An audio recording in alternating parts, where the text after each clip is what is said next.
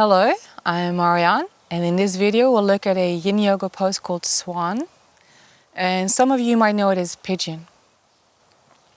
I always say come down onto the knees, and let's come to all fours, and then start bringing the left knee a little further back, and that right knee send it forwards towards your hands, and keep on gliding that left knee further back. So you can already start to feel a stretch, I think, on the left thigh. Then maybe tuck your left toes under and then start bringing that right knee as far out to the right as you can. Now the goal of this pose is that you start to feel a stretch on the inside of the right leg, on the outside of the right thigh, towards your butt, and alongside the left thigh. You might want to stay up, so you also create a curve in your lower back, but you can also choose to go down. So maybe if you have the space, you want to go down onto the elbows. You can also decide to have the arms all the way forwards and to bring the chest down. And if you want to have some support, I can recommend having maybe 1 or 2 pillows.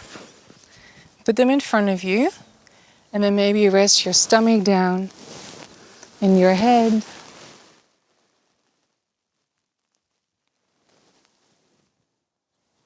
Because it's yin yoga, we don't really want to be working at contracting the muscles, we want to relax the muscles.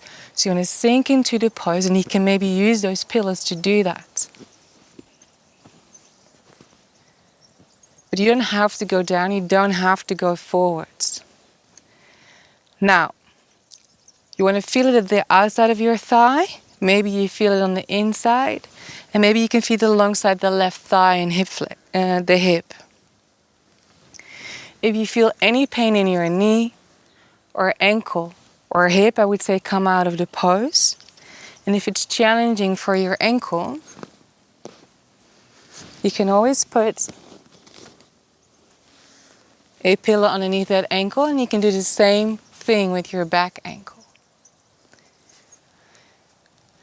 Now, once you've been into the pose for quite a few minutes and you want to come out of it, if you're forwards and down, prop yourself up onto the hands, and then start moving that left knee, that back knee closer, until you feel you can support yourself onto your hands and your left knee, and then slowly bring that right leg back. Now I like stretching the legs back one by one, so you could do the same. Maybe even stay there for a little while, get some movement going. And then when you're ready, we do the other side. So make sure you do the right leg first, and then you do the left one. Now, if you have any problems with your knees, maybe you don't want to do it the way we've just done it, then you could do it on your back. They call it dead pigeon, or maybe even dead swan.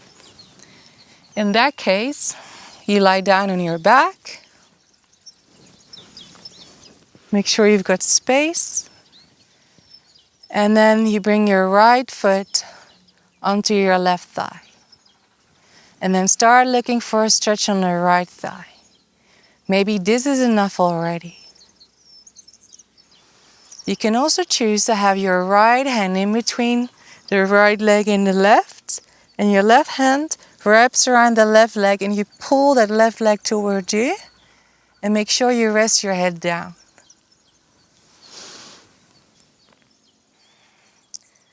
Now, you might want to use some props here. I like placing one underneath my back, and you can also choose to use some pillows for your feet. So maybe put a pillow underneath your upper back, put that right foot back on your left thigh, and then maybe leave your left foot on that pillow, or maybe stack a few more pillows underneath that left foot. You can also decide to really push that right knee away from you, or try interlacing your fingers around that left thigh again and pull that left knee towards you. And focus on the stretch on the outside of your right thigh. And then this is dead pigeon. You can also stay in it for quite a few minutes. To come out of it, let go of that left leg. Let the foot go down to the ground. Your arms alongside your body. And then gently put that right foot back down as well. And then you can change sides.